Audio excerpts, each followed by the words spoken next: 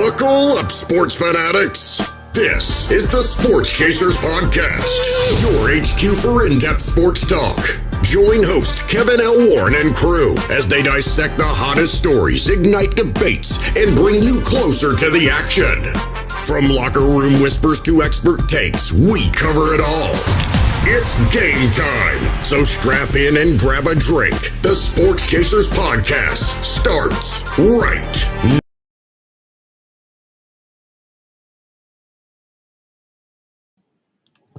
Hey, what's up, everybody? What's going on, everybody? It's another edition of the Sports Chasers Podcast coming to you live and direct here on a Monday night. Y'all know what it is. It's the Monday Night Blitz coming to you live and direct where we talk about all things football tonight.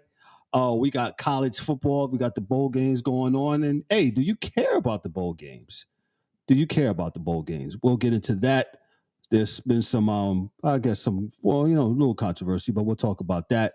We'll talk about some NIL stuff that's going on, how this stuff is still the wild, wild west. And this is what you get when the adults don't be the adults in the room. So we'll talk about that. The NFL, overkill or not, the NFL was on Christmas Day. You had 2 games. Then you had Thursday night game. I thought there was going to be a Friday game. No, they skipped Friday. But, hey, they had games on Saturday. And then they came back with their regular schedule on Sunday. You think it's overkill? We'll talk about that too. The king himself said Christmas is the NBA's and not the NFL's. All right, happy birthday to the king, by the way. Today is his 40th birthday as the king, LeBron James himself. But, hey, we're going to meet the crew. Let's meet the crew. D-Dubs, what's up? What's going on, brother? How are you tonight, sir? What's happening? Yo, what's good? What's good, man? Welcome back. Christmas. I think we was off. Enjoyed it was that Wednesday, Thursday, chilling. It's good to be here. Good to be seen. Yes, sir. Good to be seen. Yes, sir. And we got the DA. DA, what's up, man? What's going on? How are you tonight? Yo, everything's cool, man. A lot to get into, I guess. Really, it's really great, man. Really great. Yeah. Kev, you asked an interesting question. Do you care? Excuse me. If you don't care, I don't care. If they don't care, nobody really cares. They don't care. It's definitely getting to that, and it feels that way. We're realists on here. Guys, they will say, "Oh, you guys are a sports show. You should care." Well, no, I'm a realist. Also, and before I get to that, thank you for all those that's joining us on YouTube, Facebook, X, Twitch, Instagram, I believe. Thank you so much. Make sure you like, click, and subscribe to the channel. Make sure you hit for all the notifications, and on the podcast side, those that listen to my voice, give us that 5-star review. Write something nice. 3, 4, 5. Yes, all my Espanol people. So y'all know what it is. Hey, like I said, we'll talk about college football. The bowl games are going on. I believe there was one, Motor City. I don't know which one was on recently, but they had that on. We'll talk about right now. Miami, they played in the Pop-Tart Bowl in Orlando, Florida, at Camping World Stadium in Orlando. They played BYU. Oh, no, I'm sorry. Did I say BYU? Yeah. No, it wasn't BYU. Colorado played BYU. They played. Who did they play? Shame on me. Well, anyway, I'll get into the story right here. That's the first thing we'll talk about here. And this is from USA Today from Dan Woken, and he said this on last night. We all understand what the college Iowa State. Iowa State, that's what it was. Yeah, excuse me. BYU played Colorado. We all understand what college football era we're in. Get what you can while you can. The players have the power, loyalty, blah, blah, blah. Most of this stuff is fine. A decade ago, some people wanted to act like the sport wouldn't collapse if NFL-bound players opted out of meaningless bowl games. Now you're pleasantly surprised when they opt in. We adjust and the worlds keep spinning. Still, what happened Saturday with Miami quarterback Cam Ward in the Pop-Tarts Bowl, this is according to this writer, doesn't sit right. Leading us up to the game, Ward, a Heisman Trophy finalist, said he was playing and he kept his word.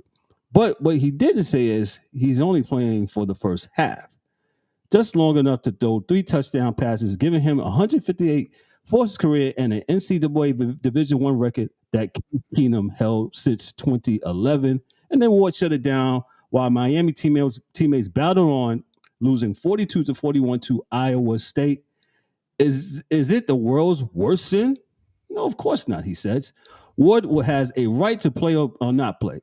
He was the main reason Miami won 10 games and came very close to making the college football playoff. And as we all know, these bowl games are little more than exhibition games at this point, the writer says. For goodness sakes, they painted the perimeter of the field with sprinkles and gave the winning team a giant Pop-Tart to eat. It's not that big of a deal, he says. Still, the way Ward handled it makes it seem like he was only cared about breaking the record, but remove himself once he got it. That's not a good look, the writer says, for Ward and for Miami on the sport. And Mario Cristobal, the head coach, should not have allowed it. I'm going to pass it over to D-Dubs. D-Dubs, your thoughts on Miami quarterback Cam Ward? I have some thoughts on it. I'm going to pass it on to DA, and then I'll get my little 2 cents in there too. Go ahead, fellas. I don't know what I have. I don't have a particular thought. I was surprised by the score. I was traveling, coming back home, and I noticed. I said, "Wow, Miami is in a close one." Defense. Yeah, and then the next thing I know, I look back down at my phone, and the game was over, and Miami lost by 1. I said, "Wow, what happened to Miami?" Not knowing that Cam Ward only played two quarters. I didn't know that until afterwards. I think you mentioned it while I was traveling. You mentioned it in the text. So I mean, this is where we at now, right? This is what we created, and I say we. I said this is what the people, the NCAA. Yeah, this is what you counterproductive, or not counterproductive. You counteracting your how the sport is supposed to be played, how you're supposed to churn out the guys for the NFL, and these guys don't even want to play now. They looking way ahead. They get in the bag and then they looking way ahead for their professional career. So I don't know. I don't know what to say. They've created this monster. So not too much I can say about it. He decided not to play. Well, at least he played. I mean, and that gets me back to: do anybody care about the game? Do they care about the bowl games at this point? Because to me, now you got it where they care. It's the regular season. We care about that. Win 6 games plus. Get your team to a bowl game, but we get to the bowl game, we're not gonna play. Yeah, well. So I mean, we've the game is not. It's not. I don't know. It's not. How can I say it? I don't want to say it's not good because they, the guys play well during the season, but to where we at right now, I don't know. I'm not. I don't have. I don't have no words for it right now. It just don't seem right. It don't seem right. So I mean, what are they protecting themselves against now? I mean, they're getting money in the college. So you got a bag in college. You oh my God, student athletes! You cannot talk about them like that. Go ahead, D. Okay. Oh, D. Go ahead. Remember, D. Well, Mr. Ward. I mean, like I said, I think we spoke about this a little earlier. I heard on a betting site that they said, "Hey, listen, they got a thing with bets. You can bet for the first half of the game and then the whole game." And they said, listen, I would give them the first half, Miami being up, but for the whole game they're going to lose because Cam Ward is going to play to get his records, which probably won't last, right? So, what's the dude name playing for Oregon? He's already, I think, close to being the same. I think it's 150 something, right? Whatever the number was. They said it's going to be broken by the dude in Oregon because he has like 8 more games. No, well, a possibility of 6. I think 3 or 4 more games to get to this year. So he probably is going to get the record. And I guess it'll go up if teams stop playing defense. But I don't really have a problem anymore. I used to, but I don't because I understand.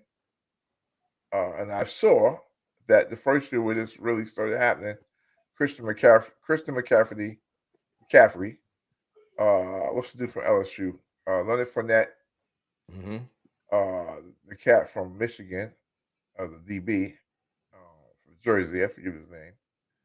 But the stars are already saying, "Yo, listen, I'm gonna go train," because what does the bowl game offer other than the play and a bag of swag that those guys get? They get it anyway. Yeah, they get that. They get that just for coming to the game. I mean, yeah. So that don't mean nothing. So with that being said, it's weird, very weird. But so we got to up the ante on the money on the just for them to play. Well, they said that, but my thing is, don't come. It's fine. Listen, we all talk about football. Next man up, next man up, next man up. For the most part, bowl games, especially the way they have devalued them by having the other 12 team thing, the championship, bowl games. They devalued all the other bowl games when they made that up. Yeah, I agree. That's a whole fact. There's a whole fact. So I can't be mad. And Miami's just saying, listen, guys, we have a dude, at least he'll play a half. Right? Because usually they don't play it all. Win, lose, or draw. So, in my opinion, I don't believe it to be a bad thing or even a big issue, to be totally honest. Gotcha. The angry one is with us. He's not on camera, but angry one, what's up, brother? How are you tonight, Yo, sir?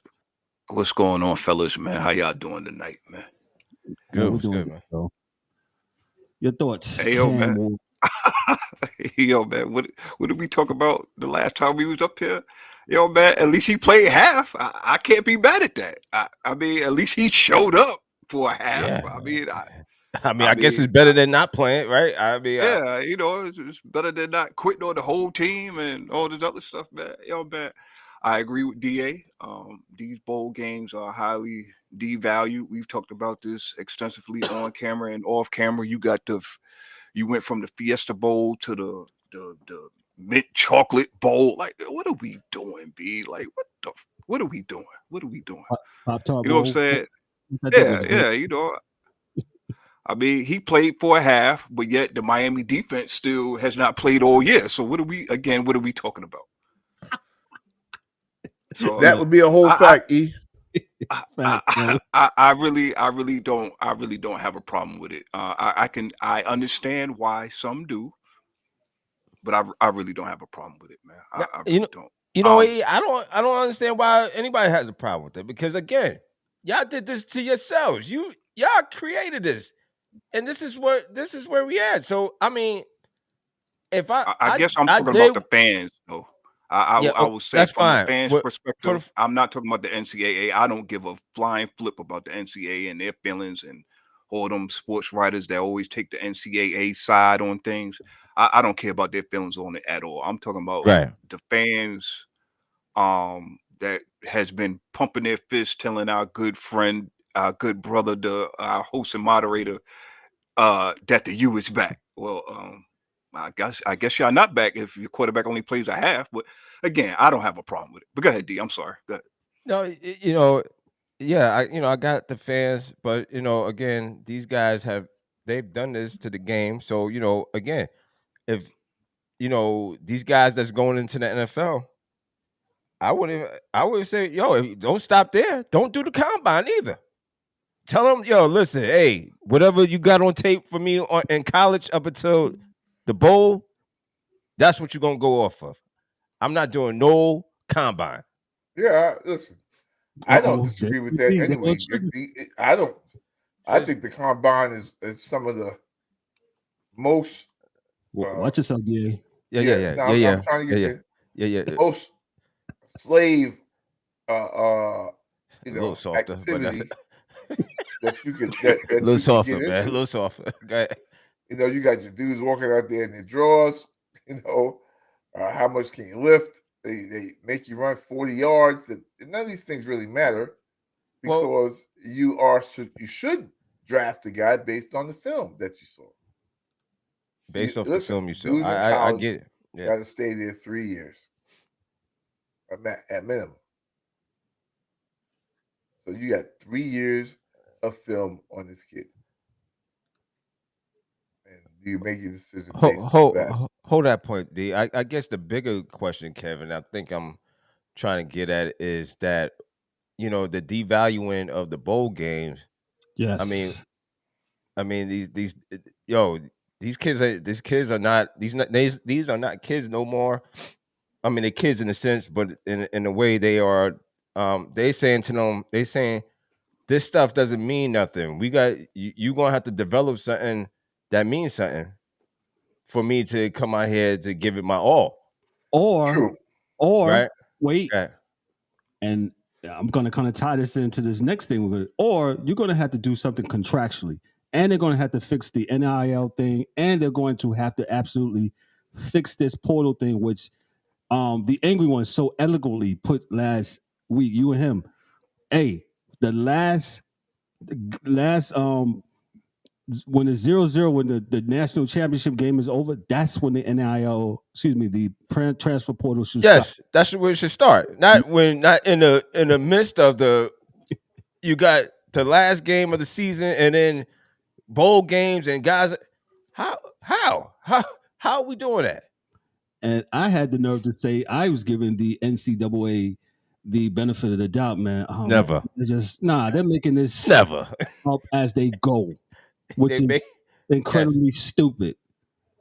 So shout out to all those that is watching. Shout out to all those that's in the chat. Appreciate you. Yes. So y'all holler at us in the chat. What are you thinking about what's going on with this Cam Ward thing? Let me give my 2 cents. I had read earlier that they was going to not let him play. He was going to play, break the record or whatever, and let him do his thing and let the backup start. Mm-hmm. Right? And we all know that, and it's of common knowledge, right? Miami's has not played no defense the whole year, right? Mm-hmm. So they wind up losing this game 42-41. I don't have a problem with it per se.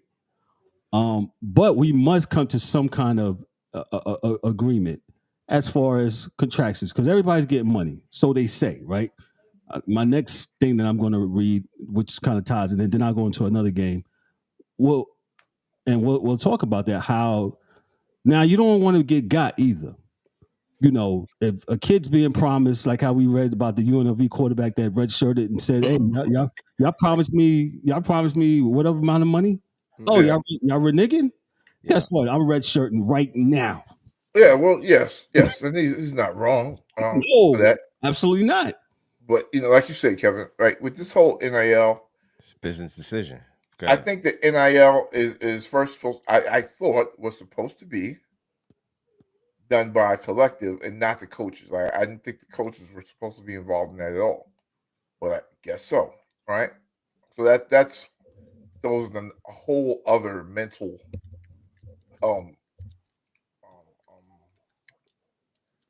space for that whole thing, right? So it's supposed to be, you know, the collective, the Warren family, the collective, right? And they give the school $15 million for all their kids. Or the reality is, there's no way in the world that the players, the coach would know who gets what.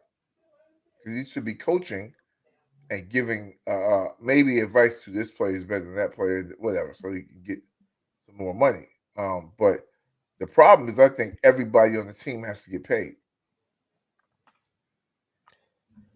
What do you mean, everybody? You mean what? All the players. Split the money down for all the players. Okay. Because it'll lead to animosity on the team. You know, why are you getting this much? I'm better than him. Why are you doing this? Well, he is better than him. I mean, just any kid. You know what I mean? No, I got you. I'm messing with you, but I got you. Yeah. So it can turn into beef on the actual field of play. Everybody knows how much everyone else makes. Right. It's a public knowledge.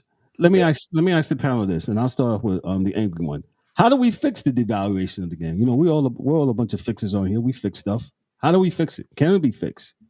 I'll start off with the angry one. How do we fix?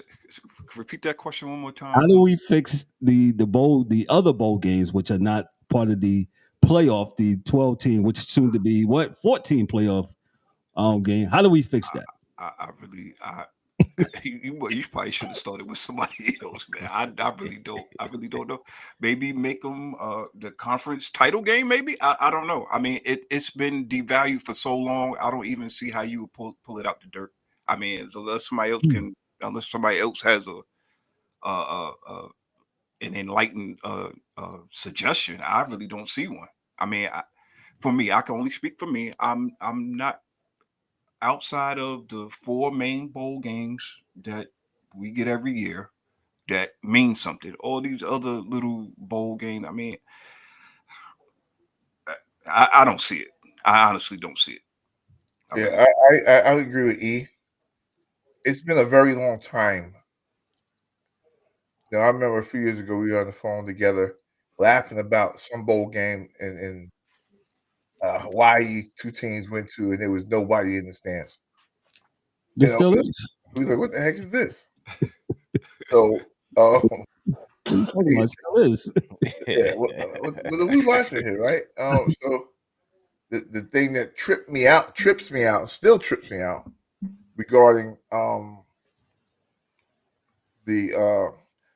this whole bowl game devaluation is that the NCAA did this, and I'm not sure what beef they had with the Hellman's Mad Duke Mayonnaise Bowl, right? I don't know why they didn't care, but if you have a bowl games that quote unquote are part of the CFP National Championship, you know what I mean, and the rest of the bowls are just to be done, right. Then you have to think of who are the people that go to bowl games. The only people that go are people with money, one, and alumni, right? Are going to go to the bowl game, but they can't pack a stadium, man. So I would say, listen, y'all, we don't do the bowl game no more, right? Because there's a playoff, and if you want to do it, like it's not like in the NFL. Once the playoffs start, that the Niners are just going to go play somebody else. You know what I'm saying? Like it's over for you, and it needs to be over for those other schools. No more money grabs, because that's all the bowl games are, a money grab for people that go, right? That's just some extra money for them. The reality is, stop doing them. All of them. We already know the only ones that count are, the ones that the 12 are playing in. Yeah.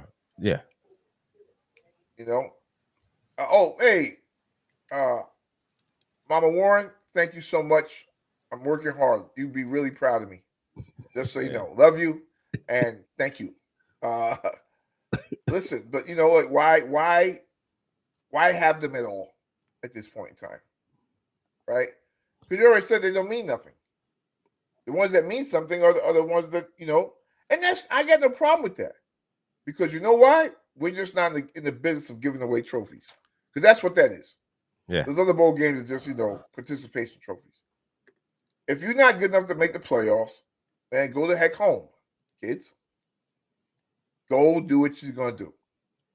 That last game means nothing but money for schools. That is all.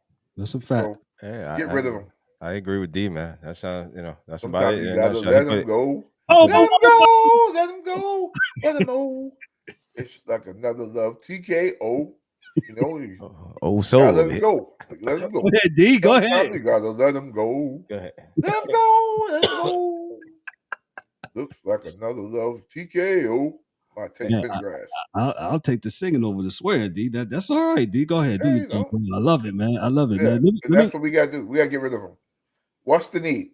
Like when you say that, you say like you literally say to yourself, right?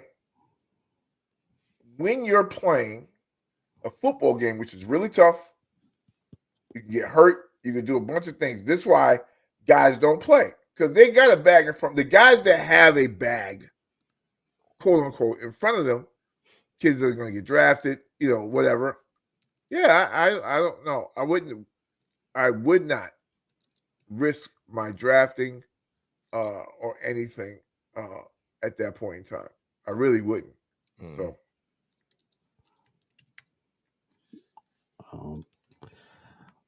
Let me tap into this other story. It's and it came up kind of late today, but it's football related, and it's what we're talking about, man. So we might as well just jump into it. And we'll talk about some JUCO stuff on Thursday. That's some other stuff. We'll talk about that on Thursday. This is from Yahoo Sports from Ross Dellinger. He says this: 6 former Florida State basketball players. I know we're talking about football, but this ties into what we're talking about. Filed a lawsuit money against their former coach Leonard Hamilton over unpaid promises of NIL compensation. The total $1.5 million and acknowledged within the documents that they boycotted a practice last season over the missed payments. The legal complaint filed in the Florida Leon County Circuit Court, shout out to Tallahassee, is an unprecedented and fascinating filing in the era of athlete compensation, as a roughly half of a former team makes shocking claims against one of college basketball's more accomplished coaches. The 6 plaintiffs, Darren Green Jr., Josh Nickelberry, Primo Spears, Cameron Fletcher, Deontay Green, and Jalen Worley, allege that Hamilton promised each of them $250K in NIL payments from the coach's business partners. Excuse me. The players never received the payments, despite Hamilton promising the money to each member of the 2023-2024 season in 2 separate team meetings, as well as in individual conversations with some players and their families. Several players transferred to Florida State under the assurance, get this, that they would receive the money, the cash. As evidence of the NIL promises, the complainant included multiple text messages, exchanges among players, between players, amongst players, between players and Hamilton, and between players and Will Cowan, an executive with one of Florida State's NIL collectors. And one of the more striking revelations, FSU players say they boycotted a practice before a February 17 game this year against Duke. They walked out of the gym during practice, showed their frustration over the unpaid NIL promises, and they intended to boycott the game as well. The claim says Hamilton discovered the plan and then meeting on the team's film room, re-emphasized that the money would be in player accounts the very next week. Players competed in the game, losing to the Blue Devils 76-67. There's more to go in. And I read this. I know this is a basketball story, but this absolutely ties into what we were just talking about. Yeah, you're good. You're good with that, man. It's a great bridge, right? And all I'm gonna say is this: I don't really know much because it happened today, right? Yes, sir. My understanding was that as a NIL participant, the coach really doesn't have anything to do with the money. Correct. It should be a collective, yes. Right? And that collective will do what they need to do. Now, what troubles me is that these kids, for some reason, thought you could do a contract word of mouth. Because somebody said, I'm going to give you something, and then you go to do it. Because I'm pretty sure when they get to court, if they don't have that, I think the text will work. 100%. It'll be a good piece of evidence. But I would ask, why don't you have a contract? Bingo. Where's the paperwork on this, kids? You didn't give us no paperwork. Sounds like a rap 360 deal, dog. That sounds it sounds like, yo, you gotta, hey man, I'll give you this type of money, $250,000.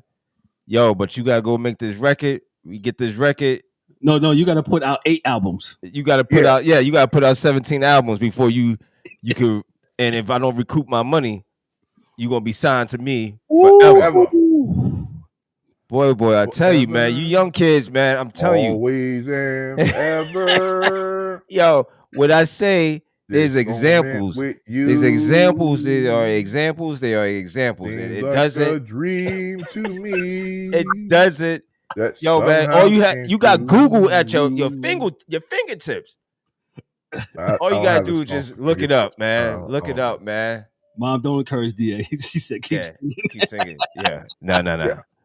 I don't understand. Well, like I said, you hear that all the time, right? So when you think about, and you guys are police officers, so you get to see, and I'm not saying as a crime thing, but you get to see that there are some folks that really aren't that smart, keeping it very 100 with you, but taking advantage of people like that is probably a pretty sick thing. It's predatory. 100%. It's like loan shark. It's like the payday loans in the hood, man. So exactly what my thing is big perk. Big perk. Yeah. Big perk. You try to get these kids on that money. Yeah. And you end up they end up, you want to talk about, and D, you brought it up. You want to talk about slave. That's what you become a slave to the money. Yeah. Because and you do that because other kids. The reality is because other kids are getting there without a problem. Well, and there's another thing. You're doing it because you're desperate too. You might be in some desperate street. You try to get your family out the hood. You try to, you're doing some things. You think you're going. There's a whole lot of things to it, right?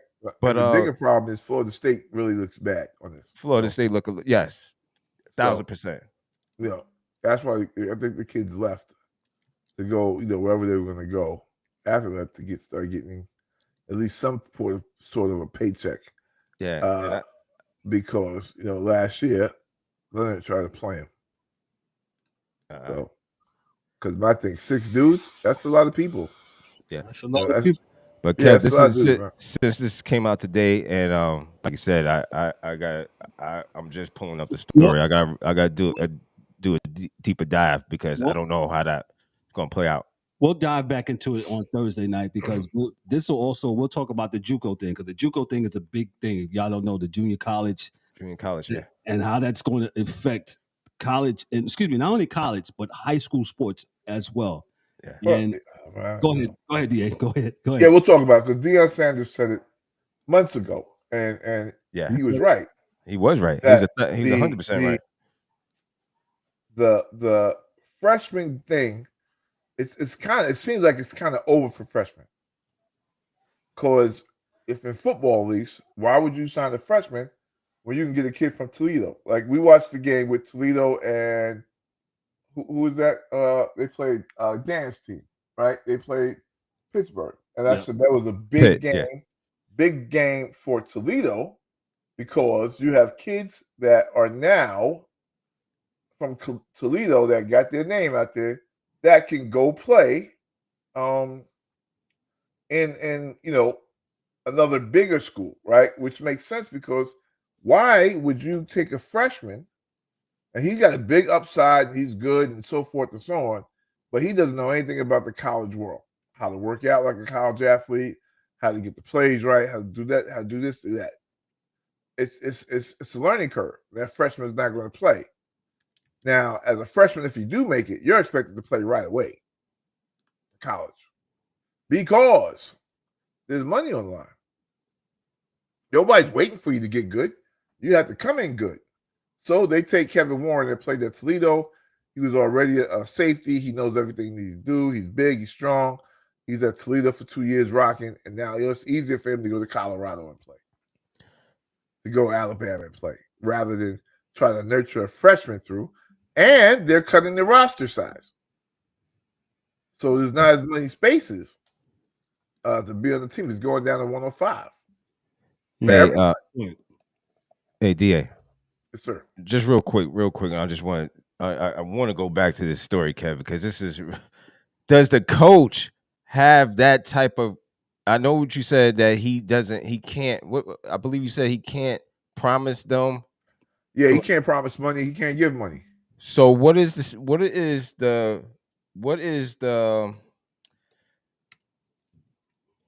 agreement process?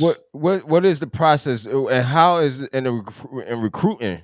How is it that the coach can say such things if he's not able to make those type of payments? He shouldn't.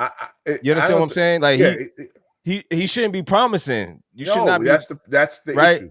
So just off of that, what I just read, and I'm like, it says he came to them in a meeting. So meaning he's recruiting, came to them in a meeting and said, "Hey, each of you guys, $250,000. Yeah, if y'all commit." And he came there with a piece of paper. I think they transferred in. They wanted a freshman. That's why they sued him. That's right. Correct. So they wasn't even transferred freshmen. in. They transferred. So again, going back to this whole this portal stuff, yo, man, NCAA, I think they get a couple more lawsuits. People, if this is happening, I guarantee you, a couple more lawsuits would stop all this in its tracks, and they would magically come up with the paperwork to stop. I think this is a whole new thing. I just think this is a Leonard Hamilton thing because he's always been a little loose with his stuff. Because the reality is this: you have to tell me, how are we doing this without a contract? This is money. We talk $250,000. Oh no, man! Put this on paper. Well, yeah, we ran out of paper, so my question would be, if these coaches are coming into these living rooms and is promising what they're promising, these meetings and all this other stuff, is it understood from the player's point of view that the coach is backed by the university from where this money is coming from, or what is? I would like to know, to understand. Like, I don't want to just hear the coach side, or I want to hear all sides to this. Like, what is the determining factor? Because we all know it's not coming from the coach's pocket. So is this backed by the AD? Yeah, the collective. Okay. So if we do legal, if we want to be legal, right? Hamilton's going to lose the case, right? That's first and foremost. 1,000%. Right. So a contract can be written on a napkin, real talk, and it'll be if I sign it, you sign it, we say this, that, and the third. It's a contract, and it's real. Yep. 2, it's live. Yes. Richard Hamilton, I forget his last name. The coach Hamilton, is an agent, an employee of Florida State, which means anything he says as a representation of Florida State. That's what I'm saying. Right. Go ahead. So if he says it, he's a representative or agent, it's called legally, right, of Florida State. So what he says is what Florida State's saying. He speaks for the school every time he speaks. That's it. So that being said, he knew, or maybe he thought he could get over because we all brothers or something stupid like that. But give me 5 on the black hand side, dog. Yeah, something crazy, man. But yeah. Give me 5 on the black hand side, bro. You with me? Yeah, brother. Yeah. I'm not your brother. Go ahead. Yeah, look out for brother. Shout out the star. Go ahead. Brother. I'm not your brother. So, that money is it's not his to give out. To be totally honest with you. Now, I think he's should be part of the decision-making process as the head coach of the basketball team. But he can't make promises. Say, hey, man, do this, do that, do the other thing. We're going to give you this money. And these are conversations that happen. And they said in the article that Kev read, there was another guy after Richard Hamilton, and that guy was probably part of the collective. So with that being said, you have to give them their money. And, and then they're going to get damages after that too, punitive damages for that too. So they're going to get more than $200,000 a piece, $250,000. So that I'm sure of. So, but that's all. Let's go. That's Leonard Hamilton, not Richard. Yeah. I'm sorry. Yeah, Leonard. I don't even know Richard Hamilton. With his NBA ring, with his championship ring. Yeah. Rip Hamilton. Yeah. I'm sorry. Yeah. Leonard Hamilton. My man, Rip Dog, Rippy. Yeah, Leonard Hamilton. I appreciate it. Can we? I want to talk about Colorado real quick. All right, I was going to pivot right to you. Yeah, I got you right here, my brother. I'm not your brother. I'm not your brother. I'm not your brother. Oh man. Let me get here. I'm sorry, from CBS Sports. And we got the scores right here. And sorry, my computer's loading here a little bit. That's fine. Go ahead. No, I was saying, this was a shocking. Well, I guess to me because I expected, Colorado. I believe they was at full strength. Nobody said they was sitting out. I think Dion said that all players was playing, and BYU said other things. They's like, yo, we here too. we coming with our Louis and everything else, and they came with a whole bunch of Louis. They did. I got you now. From the AP from CBS Sports, of course. LJ Martin rushed for 88 yards and 2 touchdowns. James Retzlaff passed for 161 yards, and number 17 BYU beat number 20 Colorado 36-14 in the Alamo Bowl on Saturday night. BYU 11-2, number 17 for the CFP scored in every quarter and rolled into its second straight bowl victory and third in its past 4 appearances after failing to advance last season. Colorado 9-4, number 23 in the CFP was held to 210 total yards with only 2 net yards rushing. The Buffaloes had 90 yards in the fourth quarter, with the Cougars leading by 29 points. Buffalo's quarterback Shedeur Sanders was sacked 3 times and threw 2 interceptions before a sellout crowd at 64,261 in San Antonio. Sanders passed for 208 yards and 2 touchdowns while completing 16 of 23 passes. Heisman Trophy winner Travis Hunter had 4 receptions for 106 yards, including a 43-yard touchdown from Sanders with 6:14 remaining in the third quarter. Colorado's offensive struggle started early against BYU. The Buffaloes failed to convert on the 4th and 1 at the Cougars' 49-yard line when Sanders' pass to Will Shepherd fell incomplete. BYU then marched 52 yards to its first touchdown on a 1-yard run by Martin with 4 minutes remaining in the quarter. I'll tell you about this game because I watched this game Saturday night. BYU led from beginning to end. Colorado's offensive line was pretty much non-existent for all those that were saying, and I'm not those that know, I'm not a Colorado apologist. In fact, I'm on the opposite. Yes, he's a hater. Whatever, hater. Hater. But I will give credit where credit is due. And I will also call it out when it's due.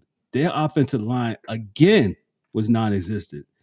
Shedeur Sanders was running for his life the whole night and pretty much the whole entire season. Now, he does hold on to the ball. If you really, really study and see how he holds on to the ball a little bit too for my preferences if I'm coaching, right?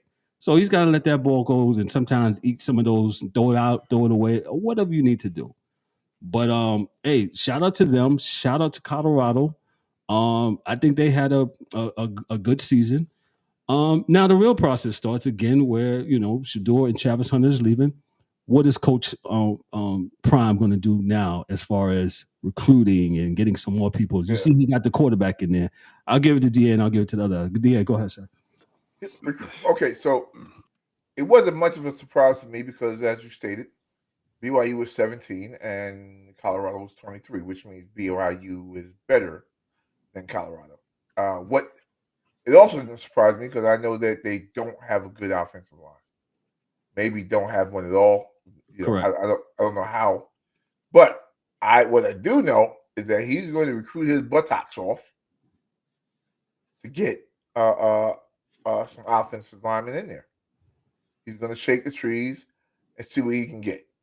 Right. So, like I said, this is really a testament in the NCAA about their guys on your staff. Can they scout? Are they looking for players? Can they get players to transfer over? And this is how like you said, Kev, you get the NIL and the transfer portal. Now it works. You're like, okay, look, we're looking at this guy, that guy, this guy, this guy. You call them, you want to come up, hey, offensive lineman, we'll give you $200,000. If you come, right? You get a contract like me. I will get the contract so they can have some better players next year on the offensive line. Now on the other side, I told you guys. I mean, I always say those Mormons out there in Colorado, those Samoans out there, and those Peloponnesian people out there, they go hard. Like football is their thing. and they go extremely hard out there in Utah at that, man. So if you not, and they do it the way we talk about all the time, offensive line, defensive line first, and then they start to pull everything else together on that team. Now, and the last piece I'll say is for folks is Colorado is still just a team. BYU is a program. Facts. BYU is good every year. Every year BYU is good. So I can't remember them ever having a losing record. But the reality is that, Colorado is still just a team trying to find their way, which is about what they should be, right? This is year 2. Mm-hmm. Yeah, so they're not going to have their way yet. It's going to take more time. Gotcha. E, do you got something on Colorado and their season in this game? I just want to highlight what we've been saying about Colorado all year. Okay. And what we've been talking about football, right? You have to build from the inside out. Now, yes, this is just what DA just said. This is year 2 for Colorado and Coach Prime. We all know what he can do on the sidelines. Now we get to see what he does in the living rooms as far as recruiting, because he has some serious recruiting that needs to be done. Offensive line, you got to replace the quarterback. You got a few guys, skill position players on both sides of the ball, but you got to that offensive line and defensive line should be priority. I'm looking at these stats, man. Again, Colorado did not even try to run the ball. 19 carries for 2 yards. They're going to have to get the running back, man. Huh?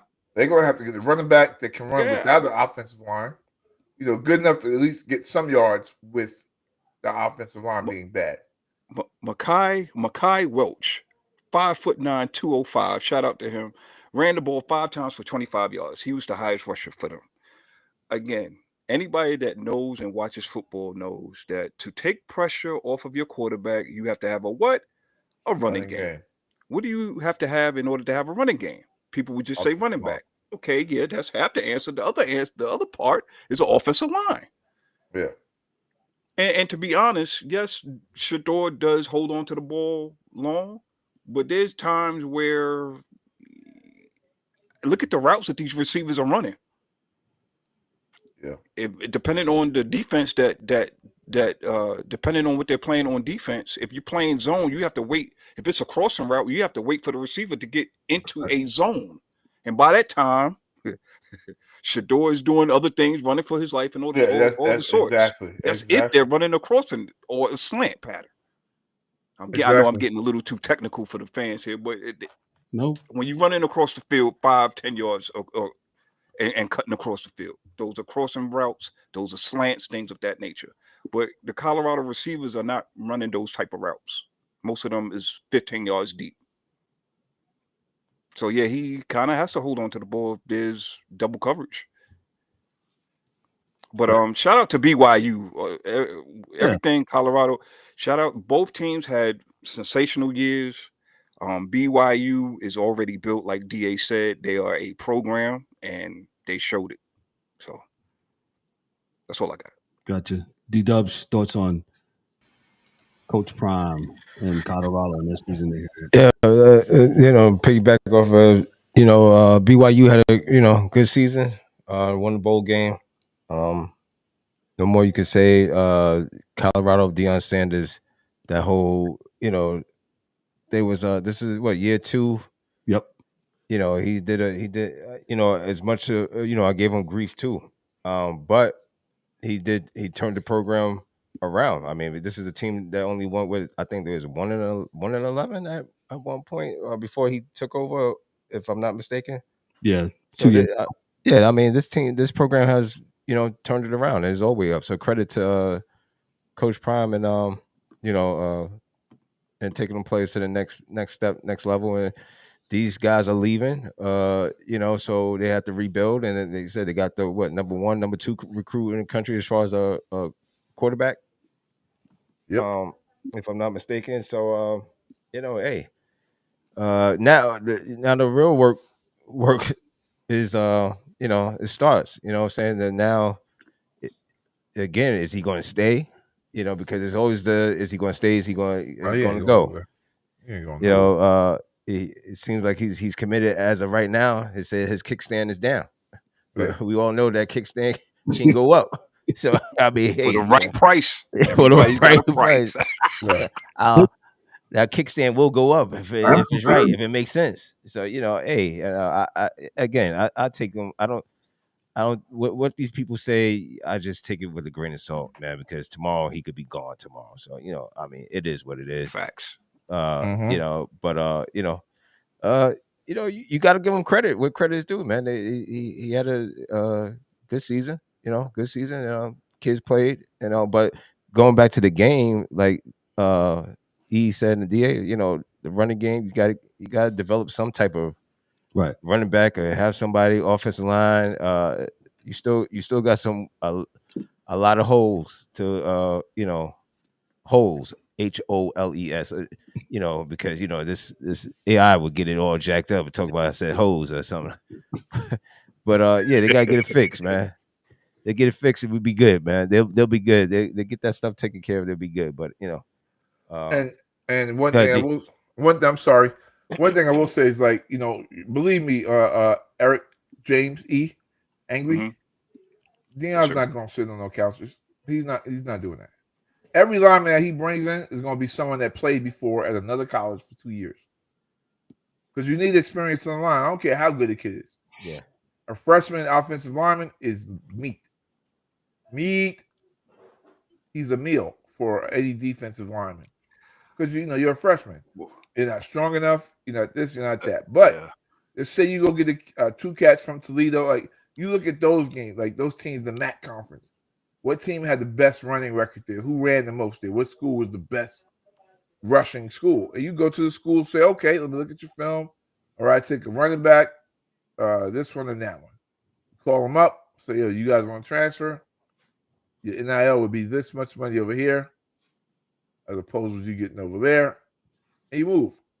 Because you know what? Toledo, I don't hear about nobody ever saying how much they paying. And what's going on? Are you there, DA? Yeah. Okay. Sorry. Okay. Got you. Let me that's a lot about college on Thursday. Hey, I got one question. I'm sorry. Go ahead. Dude. I wonder, and this is for the panel, and this is for all of our viewerships, everybody listening.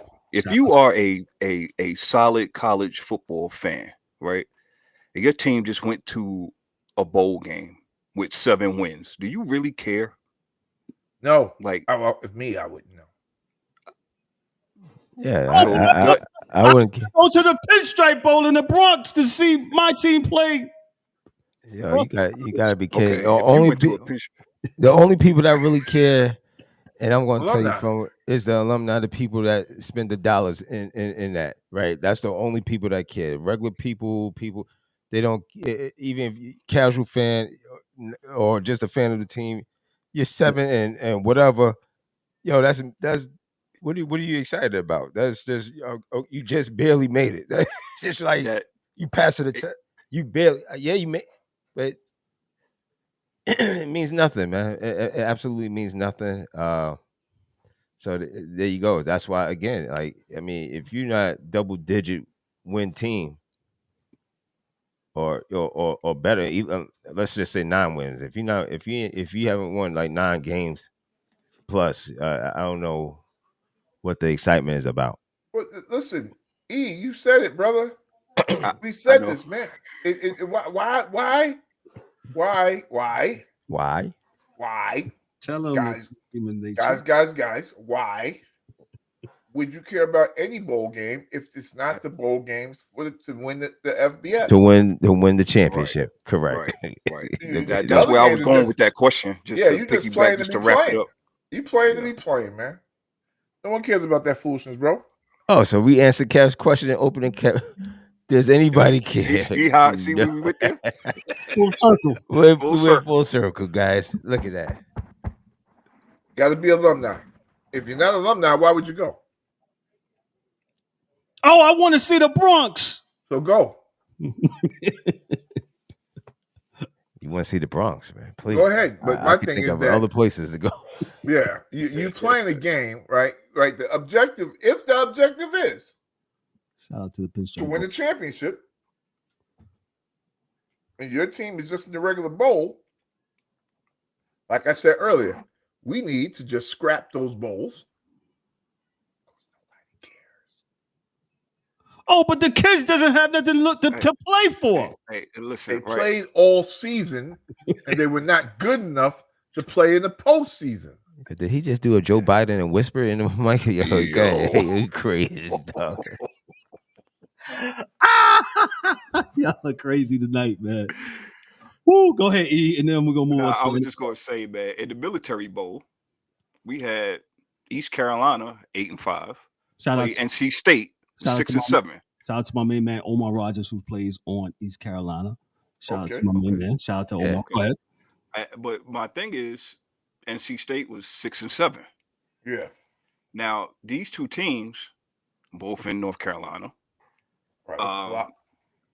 you get this game at least once every 3-4 years, depending on how they, they're not in the same conference, but the proximity. I mean, both these teams are basically 45 minutes away from me, East and West. Correct. And I was like, I seen that. I was like, Carolina's playing State. Okay. Ask me, did I watch it? No, I did not. Why? Because it is the friggin' Military Bowl. Exactly.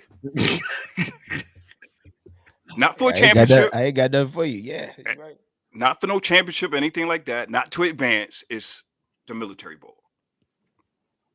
Yeah, I got you. E. Only if you have an interest. Because I actually watched that. I actually watched because I had an interest. Like I said my main man Omar Rogers. He plays. Shout out to Omar. He plays for East Carolina. So I watched that game. But if I didn't have a rooting interest, I probably wouldn't have watched that game. Or the Pop-Tart Bowl, which had, Cam Ward and all that he had going on. I think they had a bowl game on tonight. I didn't get a chance to check it out. I wasn't really highly interested because I was doing some other things and preparing for the show tonight, man. But college football, we will dive into the college football playoff on Thursday. It was, Kevin, since you elaborated on it, it was the Music City Bowl. Shout out to Nashville. Shout out to Nashville. Missouri at 10-3, ranked 19th, beat Iowa, who was 8-5, 27-24. There you go. Okay. Maybe we'll answer that question another week. How do we put value back to the bowls? And DA is telling me,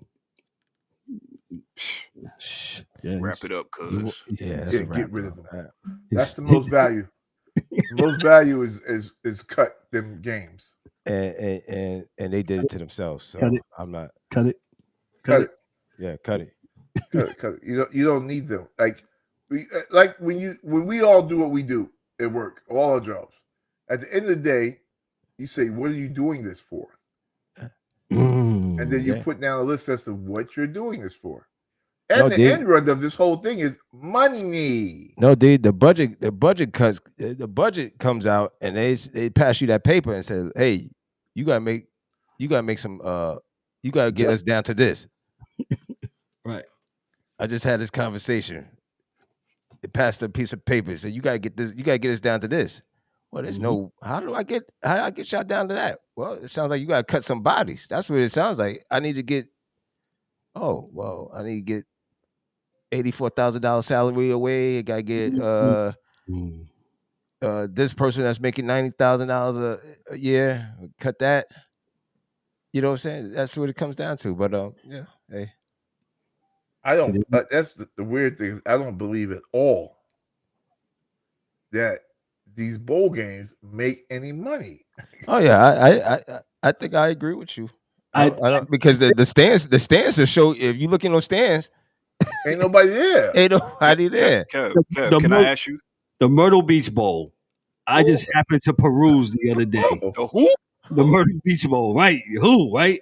There was nobody in the stands. Kev. Go ahead. For that NC State and East Carolina game, how was what was the audience like?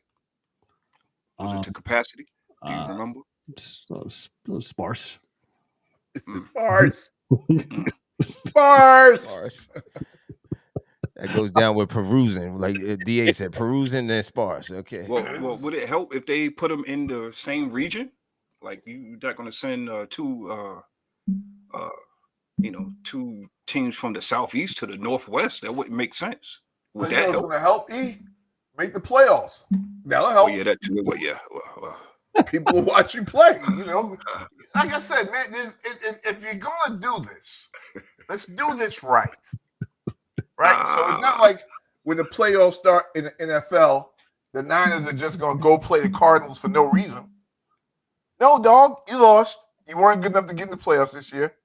Put on your fishing hat and go fishing. Bye. See you next year. Bye-bye. That's what I see. So,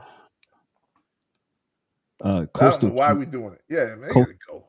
Coastal Carolina played basically a home game. Yeah, they always do. Yeah, they got throttled at the Myrtle Beach Bowl. Everybody wants to play in the Myrtle Beach Bowl. You hang out on the beach, you chill. It's nice out there. It's hot, warm. In December, I don't think so in Myrtle Beach. But I know it's still joking. okay though. Let me move on. It ain't freezing, but yeah, let's go to. Yeah, right.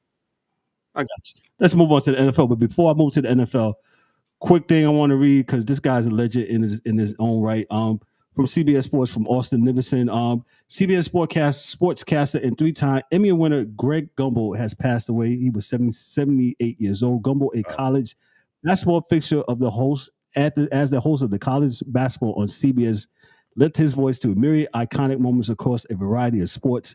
Gumbel's wife Marcy and daughter Michelle confirmed his death to CBS Sports. Gumbel spent more than 5 decades announcing and covering some of the biggest sporting events in the world, many of them as members of the CBS broadcast team. Throughout his illustrious career, he served as a play-by-play announcer for the NFL, NBA, MLB, and college basketball. The CBS Sports family is devastated by the passing of Greg Gumbel. There hasn't been never finer a gentleman in all of television. He was beloved and respected by those who had the honor to call him a friend and colleague of sports. In his first stint with CBS span from 1988 to 94, Gumbel served as the host of the NFL Today alongside legendary Pittsburgh Steelers quarterback Terry Bradshaw. He also anchored the network's coverage of the Winter Olympics in 1992. And there's more accolades. So if you don't know, man, he absolutely, Greg Gumbel was the voice of college basketball, right? NFL, you hear that voice, that CBS little jingle comes on, you hear his voice, it's time for some football, man. Great man in his own right. Shout out to his illustrious career. His condolences to his family, his wife, and his children. I'll give it to D-Dubs. Your thoughts on Greg Gumbel as we move on. Yeah, Greg, I was totally shocked, man. When I heard about the passing, hey man, he lived 78 years old is still relatively, they would say relatively, he's older, but he lived a pretty full life until this cancer that took over. I didn't even know he had cancer, to be honest with you. So again, he's a legend in the game. I don't even remember. I heard him. They say he did. Believe he did Nick games. It must have, if I'm not mistaken, that's what he said back in the day. I missed him on that. Yeah. So it is. You hate to see it happen. This is part of it, but he lived he's a decent human being. R.I.P. to Greg Gumbel. Yep. DA, what you got before we move on to this next NFL story? Real quick, he's really good. Had a great career. I always enjoyed him. He seemed to be really fair. And like a real sportscaster, you never knew who his favorite teams were because he kind of called things right down the middle. So yes, he will be missed. Like even his style and the way he approached it is far different than a lot of the guys that are, doing it talking today about or doing games now, because they'll let you know before they start the game, hey, this is my team, so I'm gonna like overdo it. So yeah, he was great, man, and I really appreciated him for what he did for us as sports fans. Yeah, as education when we're winning and losing everything else. I actually remember him doing baseball. So Yes, that was a very, very, very long time ago. So Long time. again, I rest in peace, brother. That's it. gotcha. And just to know that he spearheaded that whole Patriot dynasty too, man. I mean, he called that the tuck roll game. Yes, he did. yes, he called that game. Yes, absolutely. So Gotcha. shout out to Eric. What you got? And we're gonna move on. Oh, I think he be right. Yeah, right back. Okay, let me move on to the next quick story right here before we move on to the scores. And I said we was going to talk about this. This is from Rolling Out from Toby Adimi. He says this real quick: the NBA is in big trouble, regardless of what LeBron James might think. For the first time this Christmas, the NBA and the NFL went head to head. Usually, Christmas Day is an unofficial start of the NBA season, where they showcase 5 of the best star-studded matchups in the game has to offer. The NFL usually would either play games on Christmas Eve or the Sunday after Christmas, but this year they decided to stage their own matchups this December 25th, challenging the NBA directly after the TV ratings came back. It's safe to say the NFL is king and is not particularly close. According to Nielsen, an estimated 65 million people watched the Kansas City Chiefs victory over the Pittsburgh Steelers and the Baltimore Ravens thumping of the Houston Texans, both which really not good games. During the NFL doubleheader on December 25th, over 24 million people watched the Chiefs versus Steelers game on average, and over 27 million watched the Ravens versus Texans game as it peaked. And we can thank what that extra 3 million to Beyonce's performance during halftime. According to Netflix, both matchups were the most streamed NFL games in U.S. history. I brought this up tonight because I wanted to say, I thought it was overkill by the NFL. We talked about player safety, and I know E told me last time. Don't even do it. Don't even do it. Yeah, don't even do it. And I did it again. I'm sorry. I did it again. Right? Yo, where's that Michael Jordan meme when I need it? When he holding that tablet, he's laughing. Oh man, I'm sorry. I thought my mic was still muted. My bad. I'm sorry. And I did it. I did it again. Remember, these 4 teams that played on Christmas Day, they played on Saturday, last Saturday, right? And then they played on Wednesday. I love the NFL. The NFL is great, but they have some stuff about them, and this is a money grab. This is directly like hypocrisy. That's what you said. Yeah, and also the hypocrisy too. But get this, as Ryan pointed this out to us in the chat, and I didn't really notice, the NFL gets away with it because what has been collectively bargained upon. As long as they had 3 days rest, we good. Mm-hmm. So they agreed to this, the players. And as the angry one so eloquently put to me this week in our chat, Kev, that's a talking point that both of them use. I don't even worry about them. That's their problems. If they're not worried about it, why should we? That's right. Go ahead, E. That's all it is, man. I mean, man, we've been saying this forever. Listen, every time you want to get a point across, you bring up, it's about the players and their safety. Yes, sir. But you do it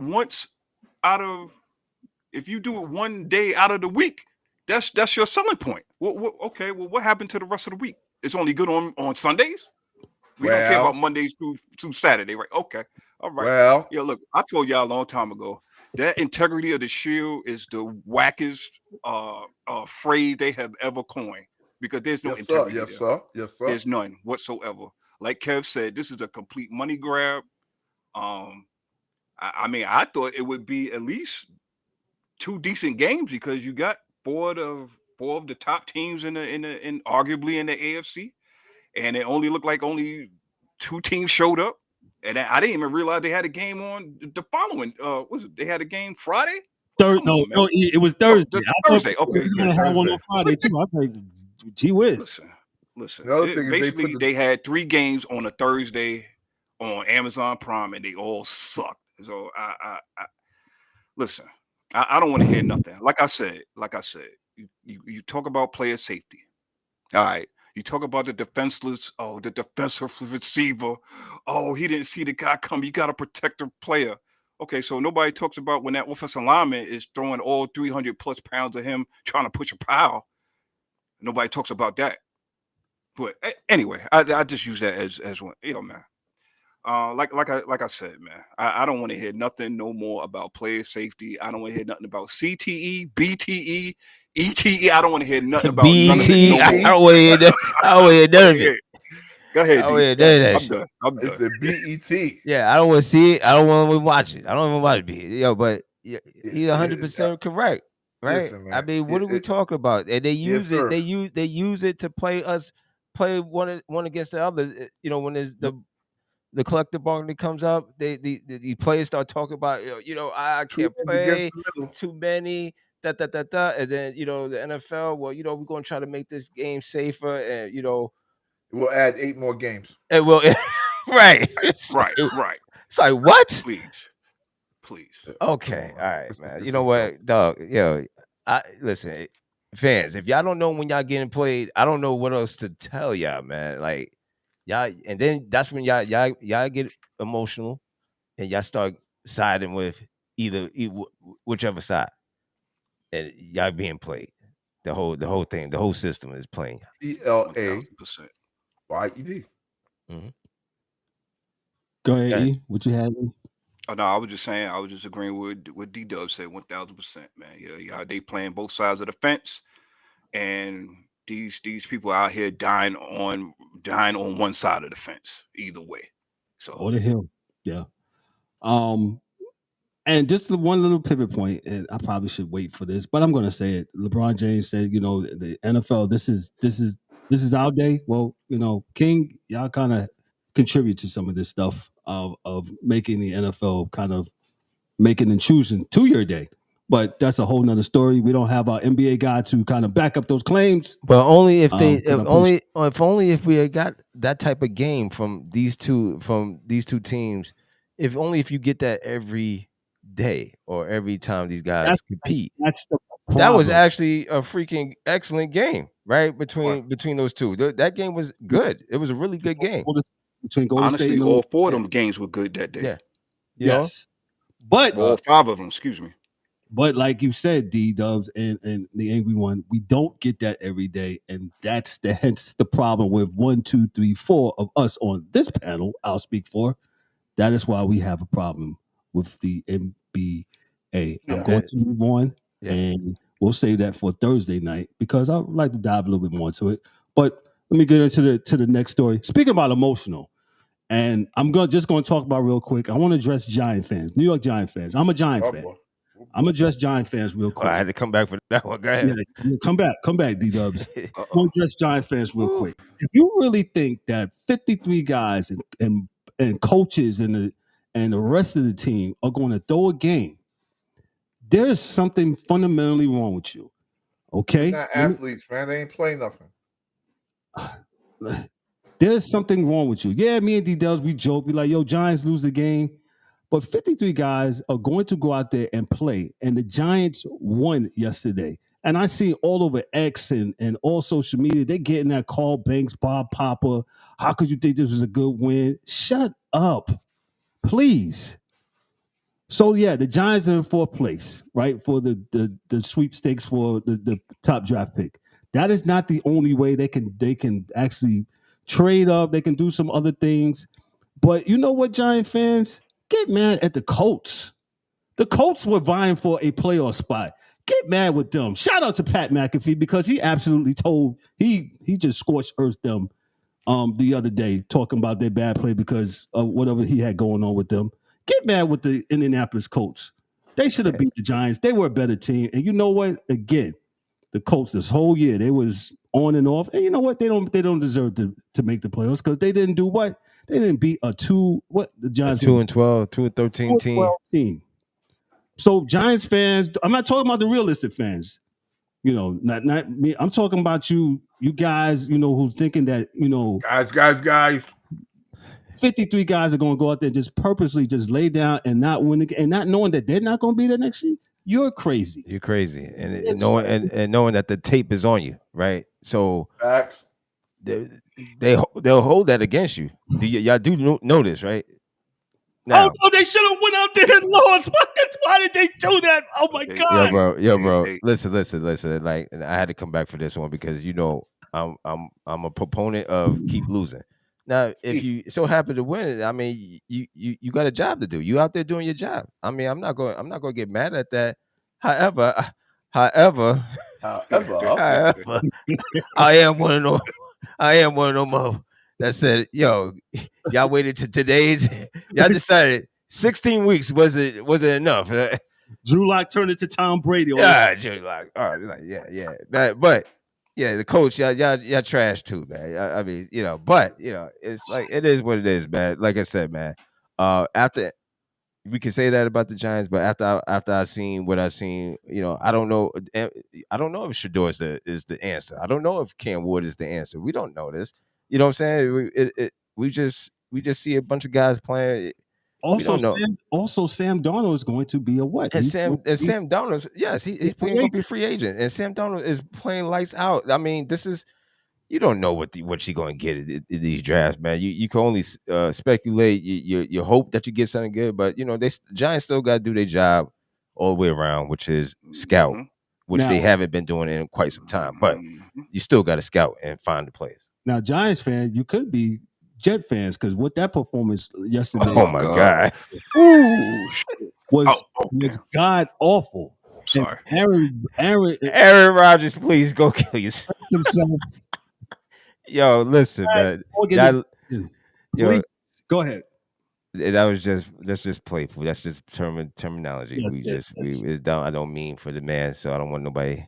Oh my God, but Aaron Rodgers, man. I told Ryan. He looks slow, right? Now he is going from looking slow to looking old and slow. Yeah. Yo, and he crazy. was back there. He was back there getting lit up, boy. I tell you, man. I said, my God, Aaron Rodgers. I wouldn't be surprised if he quit and said, you know what, I had enough. I'm done, and go get him a cabinet job in a Trump. Yeah, and go look for what's the dude the medical guy. Yeah, go get with him or something like that. But yeah, man, Jets look horrible too against Buffalo. But go ahead, Kev. Nah, I just want to, Giant fans, we could be like that. You know what I'm saying? You got the Suns picking 100%. Games, thinking that they're, hey, who's got the better Madden rating? Yeah. We could be like that, man. Thank God we're not, but we got to turn. We have to turn around, man. And man, y'all need to chill out and respect Carl Banks and Bob Papa, man. Giant fans. Yeah, stop the nonsense. But real quick, I know we against the time. What game was you gonna bring up just next? I'm just only the last two. Was the best of the week to me. Broncos and Cincinnati. That was an excellent game. Yeah, go ahead. Before y'all jump to the next. Oh, go ahead, D. Go ahead. No, I was just saying that Cincinnati against Denver. That game was actually a good game. Denver. Yes, it was.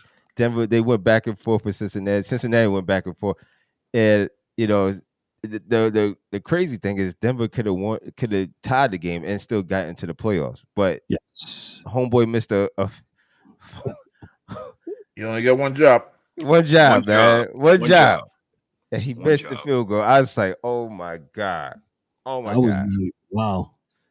Yeah. Wow. Yep. The Bengals won that game 30-24. Burrow was I know DA's going like this. Burrow was 39 of 49 for 412 yards, 3 TDs, no interceptions. Bo Nix has been playing really good, man. Shout out to Denver and Bo Nix and Sean Payton. Yeah. And getting that together, man, putting some weapons behind him. He was 24-31 for 219 yards, 3 TDs, 1 interception. So Denver basically has to beat the Chiefs this week, and they're in. If they don't win, the Dolphins will get in. So Dolphins beat the lowly Browns yesterday, 20-3. Let me go to the next game. We just talked about the Sam Darnold, the Vikings and the Packers. That game was 27-25.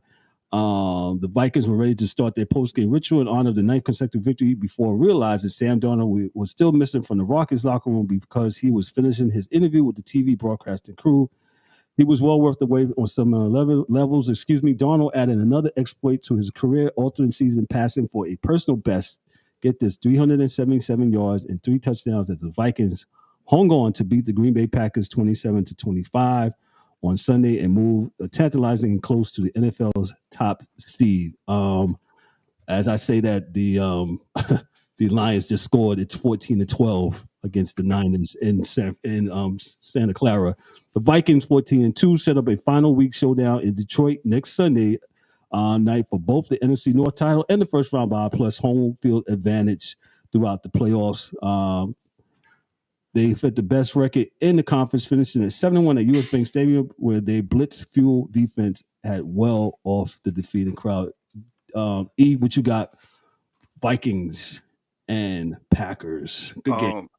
I guess I don't want to say I'm a prisoner of the moment because I picked Green Bay to win this game. I just thought it would be time for where Minnesota would kind of fall back to earth a little bit, but obviously not. I just want to say, and I think DA has said this in the chat. Yo, confidence is everything for certain players, especially at that quarterback position. And Sam Darnold is playing like he is the best quarterback in the league, and it's phenomenal, man. If you follow this man's journey throughout the NFL, you would have never thought that it would come. You would see this. And starting off with the Jets, I guess not. It's in the Panthers. And the Panthers. Yeah, I forgot about that. Yeah, I seen it, and I'm going off the rails here. I seen a meme where the Panthers gave up on 2 quarterbacks who are leading their teams into the playoffs now. So it is what it is, man. But man, shout out to Minnesota, man. They are not slowing down for nobody. Shout out to this NFC North. Yes. To have 3 teams with double-digit wins is remarkable, and these playoffs is going to be crazy. But man, again, we say it all the time. When you have a good balance of running and passing, and not to say that Minnesota was world beaters on the ground, but they ran the ball 26 times collectively.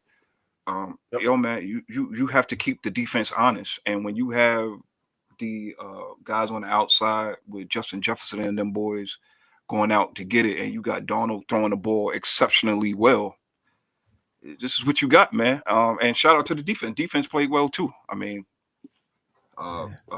Jordan Love only threw 1 touchdown pass. He was 19 of 30. He wasn't setting the world on blaze or anything like that. No. I think the running game kept them more in the game than anything else. But it was a good game all the way around. Shout out to Minnesota for the win, man. And I'm thoroughly impressed with Sam Darnold playing this well at this stage of the season. It's good to see. I'm happy for that, man. Gotcha. DA real quick, and then I'll move on to the last game. Good game. I saw it says good game. Love got to tighten up some things, but good game. Good game. Gotcha. Be good next one. It's a shame somebody's gonna have to lose because, like E said, 3 teams double digit. Somebody's gonna have to lose. But shout out to the NFC North. Yeah, NFC North, the old Norris division, as what's his name used to say from ESPN. Last game we'll talk about here, the Falcons and the Washington Commanders, man. Let me tell you something, man. Jaden Daniels, man, boy. I'm gonna just say this real quick. Go ahead, E. I said that Travis Hunter was the should have been unanimous Heisman. I ain't gonna say unanimous, but he was my pick from the gate. If Jaden Daniels is not your rookie of the year, what are we doing? That's all I'm gonna say. Go ahead, Kev. Nah, I mean, he was cold as ice, man. On that drive that in overtime, man. They held the ball for almost like 9-10 minutes, I believe. But let me just go ahead. With that being said, Jaden Daniels cold as ice. Michael Penix Jr. he threw a ball, tight. Pause. So pause. Oh, did he?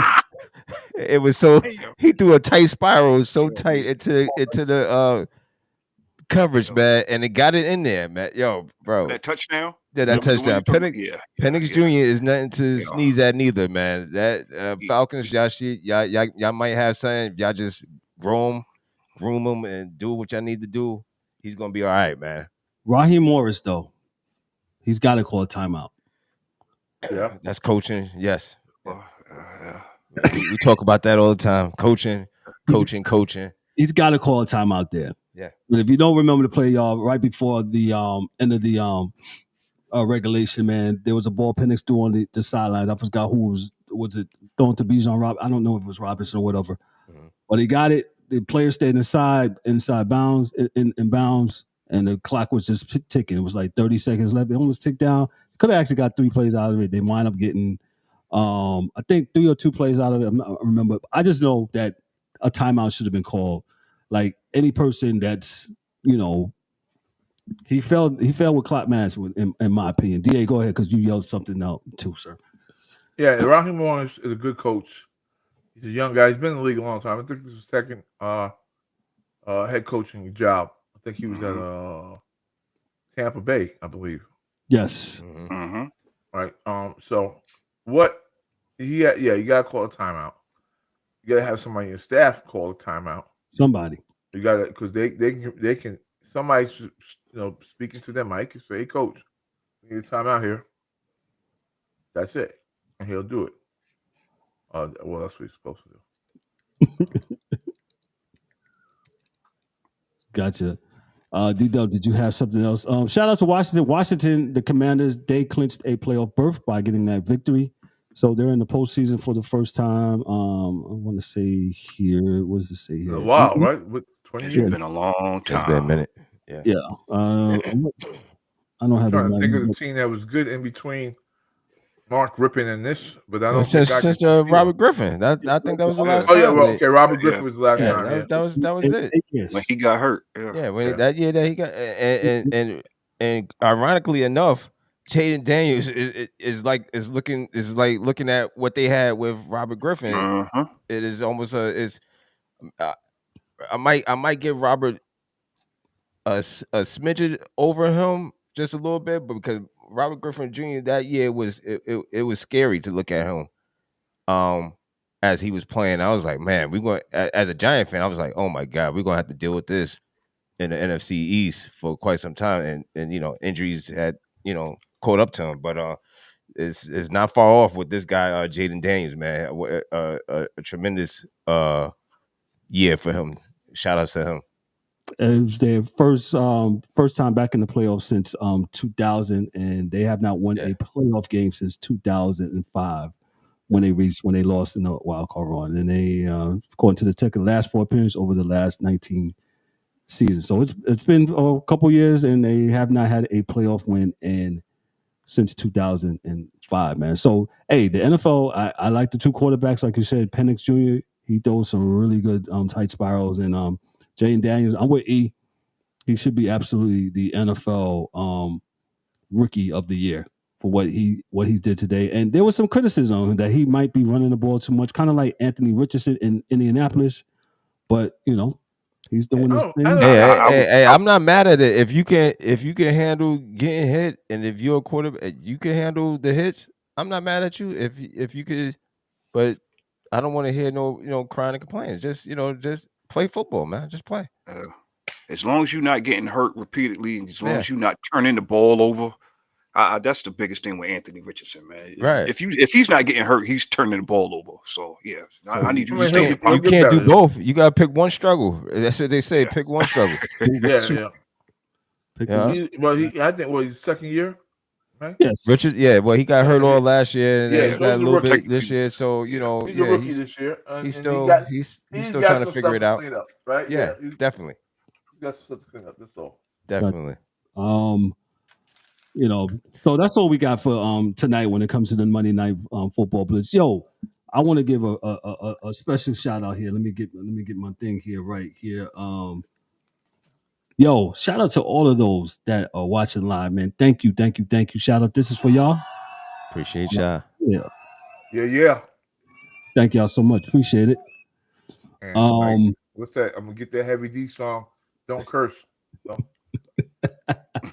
Appreciate y'all coming through tonight on that, man. That's great, man. Like I said, we'll be back Thursday night for our regular standalone show. Don't miss it. We'll talk about other things. I know we look like we talked a little bit about everything tonight, but it all correlated together. But this is what we do, the Monday Night Football Blitz, man. So listen, man. Hey, happy birthday to our own Mike Mills. Mike Mills, happy birthday, brother. If you're listening, man, I know he said he's working or whatever. Happy birthday to Happy birthday, man. To Mike Mills, man, doing this thing. Happy birthday to Tiger Woods. It's his birthday also. And I also stated earlier to the King, LeBron James. Happy birthday to him as well. Listen, we're going to get out of here. On behalf of myself and the crew, I'm Kevin O. Warren, your host and moderator, for Darryl D. Dubs Warren, for the DA, for James the Angry One Warren, for yes, sir. Dan the Hockey Dude, for Ryan D'Souza, and for the birthday boy, Mike Mills. Yo, this is a Sports Stations podcast. Y'all be good, be great. Yo, check this out. Thursday, the Niners up 2013. The Niners are winning. But y'all still not gonna pay them, right? No. We out. We'll see y'all. Happy New Year. That's a wrap for today's episode of the Sports Chasers podcast. Don't forget to subscribe on YouTube and your favorite podcast platforms, and connect with us on all social media channels for exclusive content and updates. We'd also love for you to join the conversation, share your thoughts, and become part of the Sports Chasers community. And remember to tune in next time for some more real sports talk. Until then, stay frosty.